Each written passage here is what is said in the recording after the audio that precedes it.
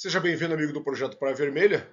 Vamos continuar nossos estudos abordando agora a Segunda República no Brasil, que pela maioria dos historiadores é chamada de Quarta República, mas como o nosso plano de disciplina chama de Segunda, vamos chamar de Segunda. Eu gosto desse título aí, uma democracia capenga. Eu acho que ele retrata bem os anos desse período aí.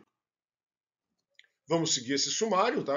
Os antecedentes, depois o processo de redemocratização e o governo Dutra, governo Vargas, o segundo governo Vargas, o papel dos militares, o governo JK, Jânio, Jango e uma tentativa de política externa independente.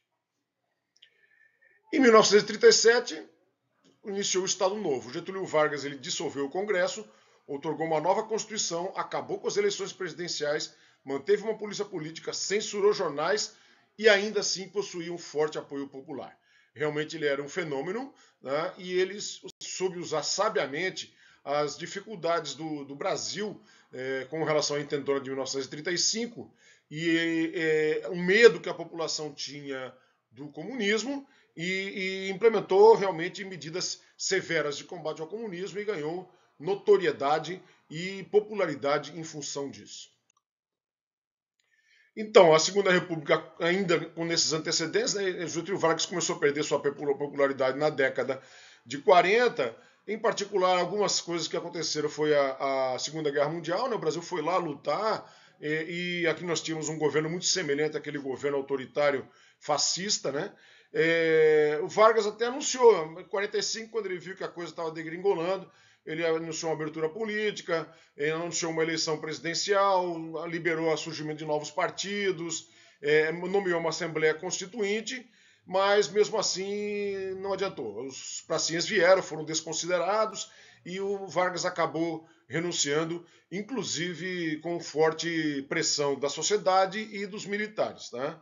Então, houve ainda alguma movimentação, mas muito pouco, chamada queremismo, tipo queremos Getúlio, em particular para o Getúlio poder ser reeleito, mas não houve assim grandes atritos populares que pudessem justificar o cancelamento, ou uma guerra civil, ou uma ameaça a essas atitudes tomadas. Realmente ele saiu porque tinha que sair, a população mesmo já não tinha mais o mesmo apoio, ele já não tinha mais o mesmo apoio da população. Surgiram os novos partidos, então, o Partido Social Democrata, que era pessoas vinculadas ali ao Vargas, mas não exatamente do Vargas, vinculadas àquela burocracia estatal, né? Então, a União Democrática Nacional, a UDN, essa sim era um partido liberal conservador que sempre fez oposição a Vargas e sempre fez oposição aos governos com viés um pouco mais à esquerda, bastante conservadora, tá? E se opunha ferozmente ao legado político de Vargas. O Partido Trabalhista Brasileiro é criado por Vargas, que se formou, o nome já diz, com essa ação trabalhista, né? O Getúlio Vargas ele adotou um discurso trabalhista durante todo o seu governo, seja no período ditatorial, seja no governo democrático, que nós vamos ver daqui a pouco. Então iniciou-se o governo Dutra. Dutra foi eleito com o apoio de Vargas, né? O Vargas retirou sua candidatura, ele tentou, até chegou a cogitar se candidatar, mas a pressão foi muito forte, ele retirou a candidatura. Houve uma promulgação da Constituição no governo dele, uma Constituição realmente democrática, bastante liberal. Tá? Não votavam ainda os analfabetos, que na época eram grande parcela da população, né? Foi recolocado o direito à greve, porém tinha várias artimanhas ali para evitar que a greve atingisse alguma agitação política, né?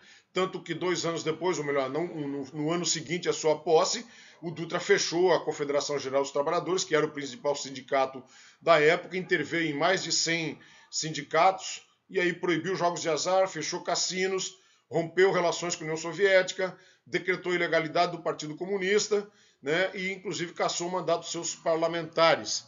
Né? A política externa realmente foi toda alinhada com os norte-americanos. Eu lembro, embora não precisasse lembrar, que nós estávamos numa época do auge da Guerra Fria.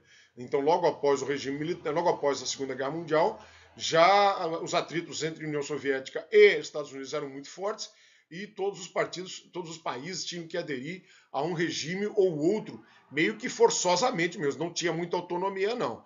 Então o Brasil, o governo Dutra adotou, escolheu o lado norte-americano e adotou esse viés aí anticomunista já no seu governo, seguindo, na verdade, a cartilha que já vinha desde o tempo do Exército Brasileiro. Ele passou a ser protagonista, né?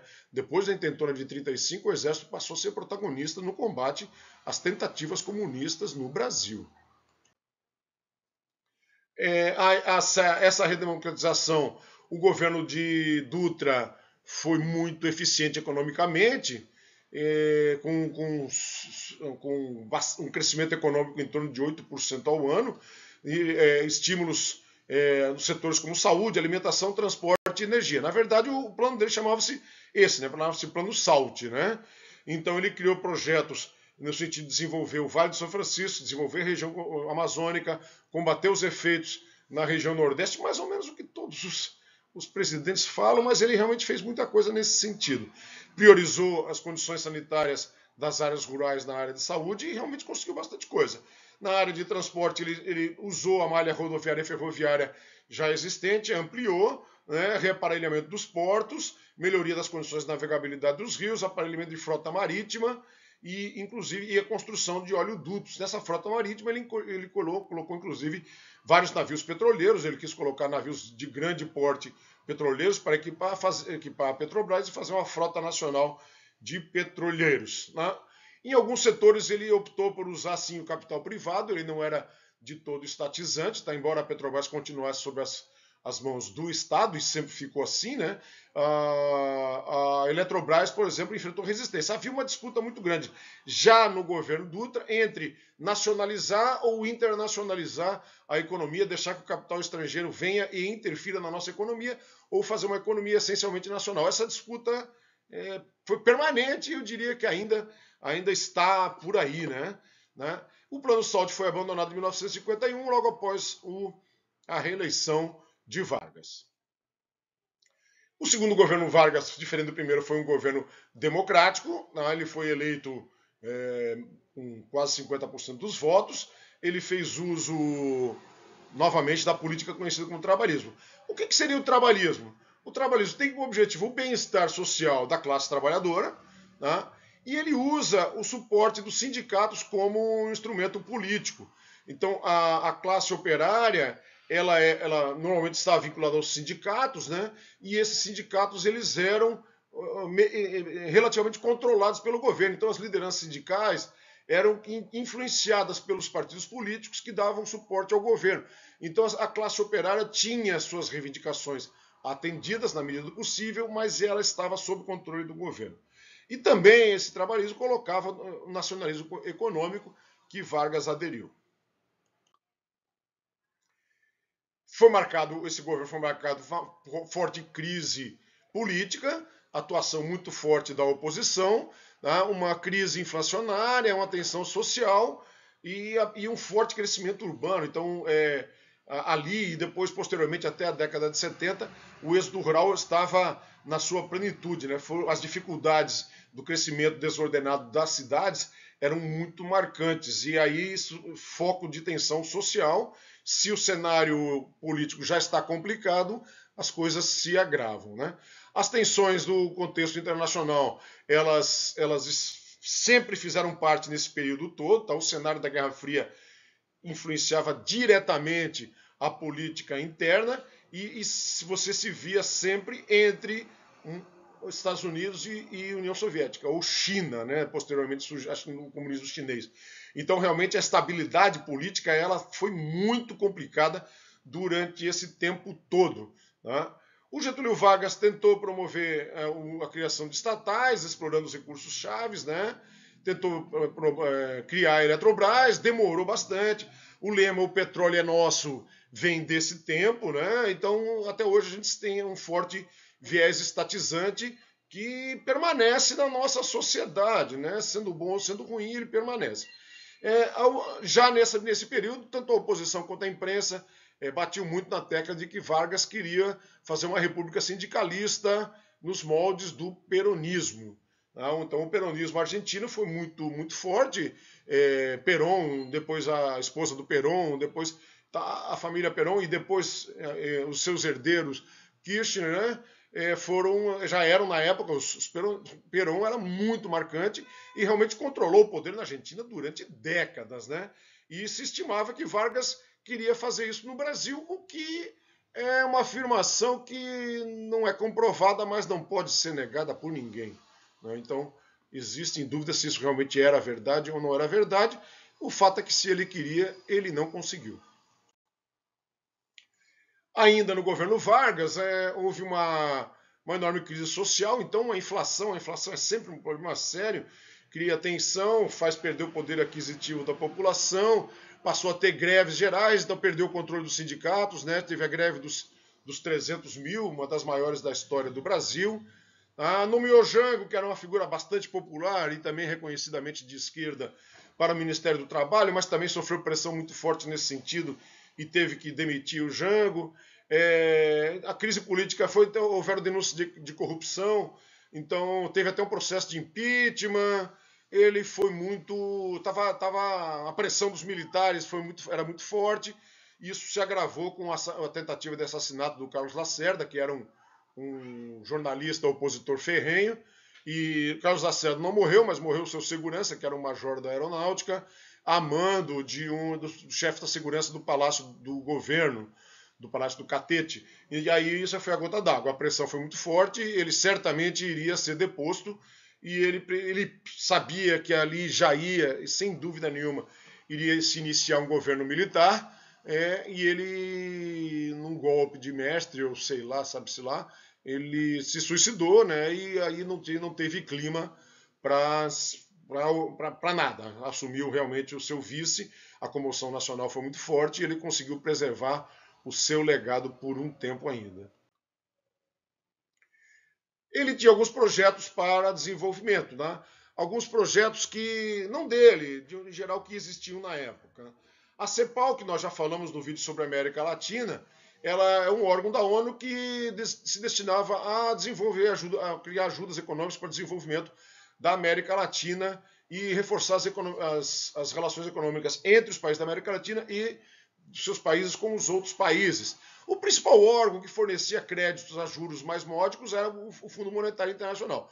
O Fundo Monetário Internacional, ele está na história brasileira como vilão ou como ajudante, ele está presente na história brasileira muito, porque ele, em vários governos, se socorreram do Fundo Monetário Internacional quando as suas finanças estavam extremamente capengas. Mas ele exige, sim, a adoção de certas rigores na economia.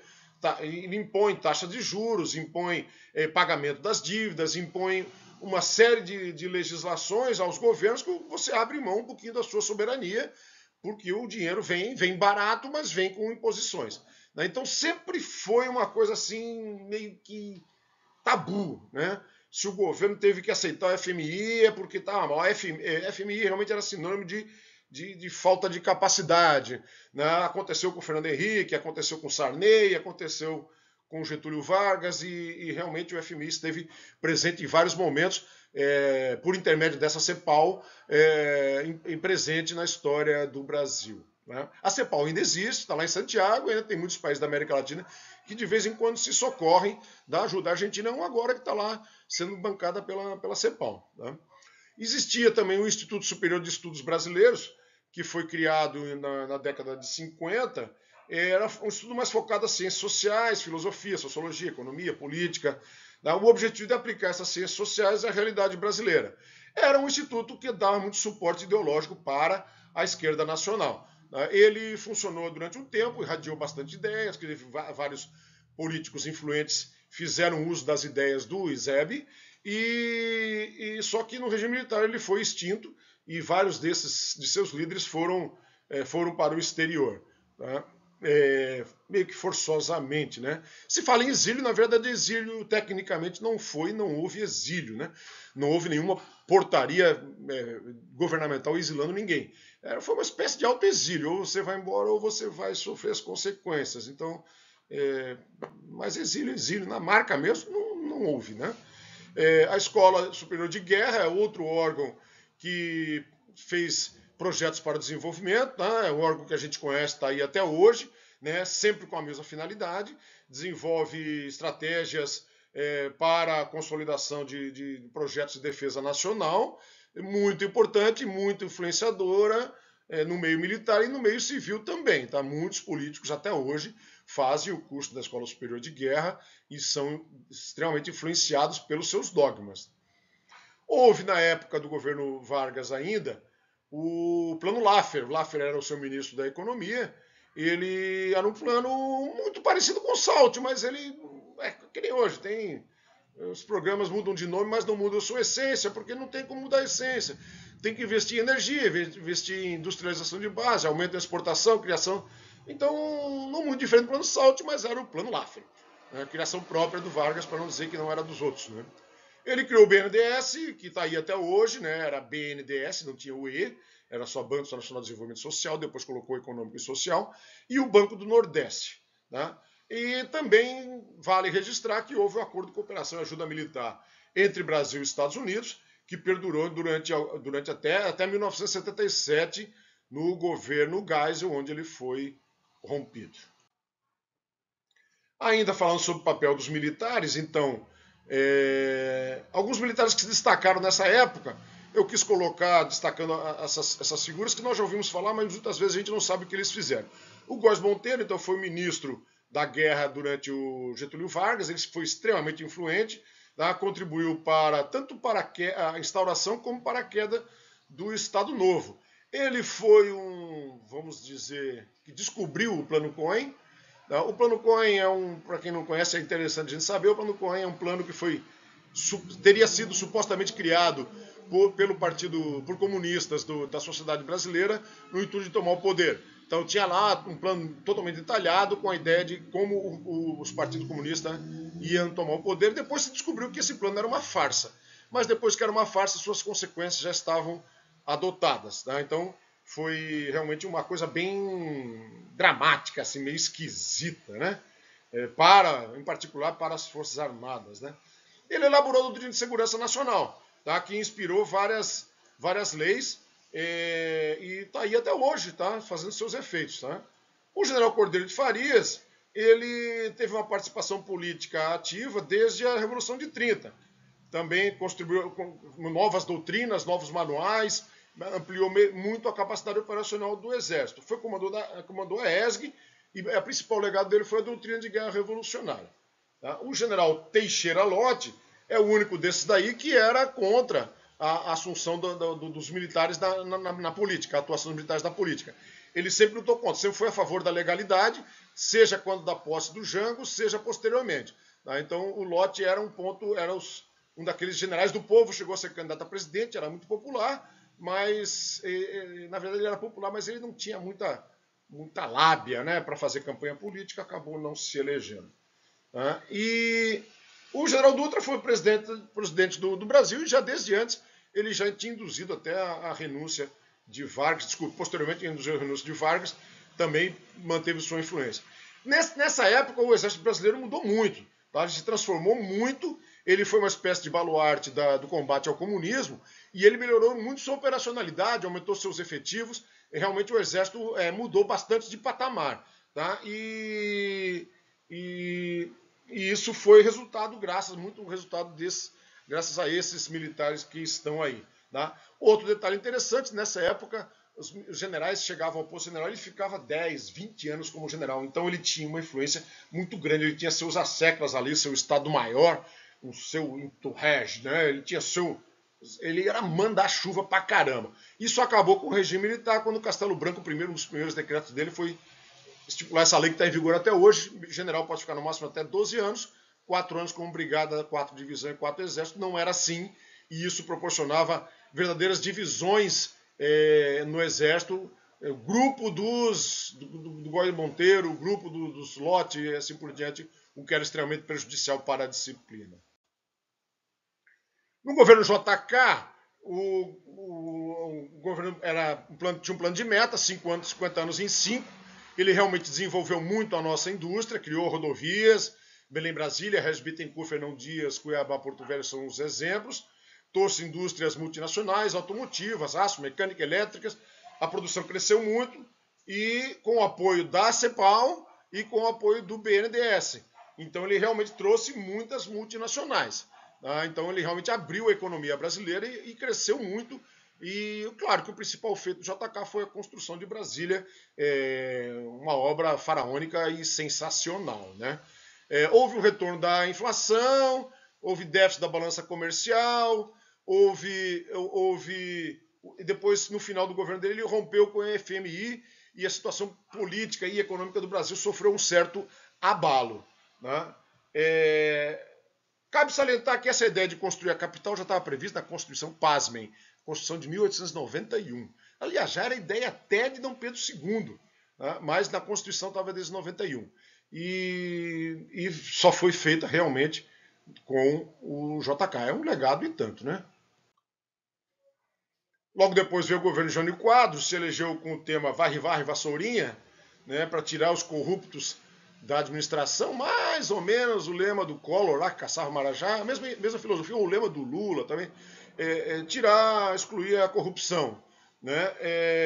Ele tinha um comportamento bastante, vamos dizer, exótico. Né? Ele proibiu desfiles de biquíni, proibiu rinhas de galo, proibiu o lança-perfume no carnaval, era muito popular. Aliás, mudanças que foram, algumas ficaram, né? Permaneceram. Né? Criou reservas indígenas, queria anexar a Guiana Francesa, porque o minério do Amapá era escoado pela Guiana. Então, algumas visões polêmicas. Né? E ele nunca teve apoio do Congresso. Na verdade, o lema do Varre Vassourinha, talvez ele tenha tentado implementar e não conseguiu apoio nem da direita e nem da esquerda. Então ele reatou relações com a União Soviética, mas a direita já ficou com o pé atrás com ele, mas a esquerda nunca gostou dele. Então ele acabou renunciando com menos de um ano de governo sob forte pressão. E aconteceu uma coisa muito curiosa. O Jânio, o vice, o Jango, que era o vice do Jânio, ele não era do mesmo partido, ele era do partido mais à esquerda. Naquela época, a votação para presidente era diferente da votação do vice. Inclusive, o Jango, que era vice, teve uma votação mais expressiva do Jânio, que era o presidente. Então, com a renúncia do Jânio, ficou complicada a situação no Brasil, porque o Brasil, principalmente os militares e vários setores tradicionais, igreja, maçonaria, imprensa, não queria aceitar o Jânio como presidente, não. Aí ele era considerado comunista. Aí se instalou uma junta provisória, o Jango estava na China quando o Jânio renunciou, e resolveram adotar uma decisão mandrake ali, que não tinha nada a ver com a Constituição. Vamos adotar o parlamentarismo. Ele assume, mas o primeiro-ministro é quem governa de fato. E aí adotaram o parlamentarismo, prevendo um plebiscito que foi feito em 63 e que depois voltou ao presidencialismo. A eleição, o Brasil voltou em massa no presidencialismo e o Jango continuou presidente até 64. Com detalhes interessantes aí, o papel do sindicalismo era muito forte, tá? Então o sindicalismo ele estava na mão na hora no presidente Vargas. Com o Dutra também ele teve uma atuação mais expressiva, mas também controlado pelo Estado. As grandes lutas sociais mesmo foram na década de 60. Tá? Então, em particular no governo Jango e depois no governo Jango, com muita frequência, muitas greves. Tá? A atuação do Comando Geral dos Trabalhadores e das ligas camponesas foi muito forte e realmente a tensão social era muito marcante e sempre muito forte, normalmente influenciado pelos partidos comunistas. Tá? Então, a atuação do comunismo junto aos sindicatos não é de hoje e é presente em toda a história da humanidade. No Brasil não iria ser diferente. Tá? E as greves mesmo só acabaram depois do regime militar. Né? Mão de ferro, acabou, os sindicatos só foram fazer greve depois, na decadência do regime militar, lá pelo final da década de 1970. No governo Jango, então, ele tentou radicalizar mesmo o trabalhismo com reformas de base, da reforma agrária. Ele teve, como nós já falamos, a fase parlamentarista, a fase presidencialista, mas foi turbulência desde o começo. Tá? Foi turbulência desde o começo, ele não conseguiu governar. Se queria fazer alguma coisa boa, não teve apoio para isso. Tá? Houve inflação, o desemprego fugiu do controle. Realmente ficou muito difícil dele governar. Tá? Chegou a pedir estado de sítio, que não foi aceito, e a radicalização foi muito forte. E ele adotou uma política de afastamento dos Estados Unidos, tentativa de aproximação com a China. Isso não foi bem visto, ele já era tido como comunista, e aí a sociedade toda começou a imprensar e a não querer a permanência dele à frente do governo. Tá? Ele tentou uma política externa independente, face da Guerra Fria. Então, alguns exemplos aí dessa política externa independente, tá? O panamericanismo, seja ele o bolivarismo ou bolivarianismo, tem as duas versões, né, que são a mesma coisa, ou a doutrina Monroe. Né? A doutrina Monroe é uma doutrina de panamericanismo, sob o controle dos Estados Unidos. E a doutrina bolivariana é sob o controle nosso, né? Uma coisa mais da América Latina mesmo. O fato é que essas doutrinas estavam sempre aí em vigor, o bolivarianismo está em moda agora, mas nunca se conseguiu, como a gente já falou lá quando a gente estudou América Latina, estabelecer esse panamericanismo com alguma dose de eficiência. Tá? Teve nesse período um programa de governo norte-americano chamado Aliança para o Progresso, uma espécie de plano Marshall para a América Latina. Os Estados Unidos perceberam que os partidos de esquerda estavam tomando conta dos países da América Latina e tentaram ajudar, e ajudaram, contribuíram ou não contribuíram, dependendo da visão, influenciaram bastante na adoção dos regimes militares que enfrentaram os movimentos comunistas na América Latina. Então, realmente, os Estados Unidos têm uma parcela significativa de responsabilidade nessa adoção desses regimes militares. A América Latina estava sendo palco de tramas comunistas e tramas anticomunistas, e os Estados Unidos interviram, não, teoricamente não interviram, eles contribuíram. Né? E no mundo, houve sim movimentos não alinhados, com destaque para os países da Conferência de Bandung, mas o fato é que nenhum deles conseguiu permanecer efetivamente como soberano e não alinhado. Ficou difícil mesmo. Ok, gente, era isso. Forte abraço, até a próxima.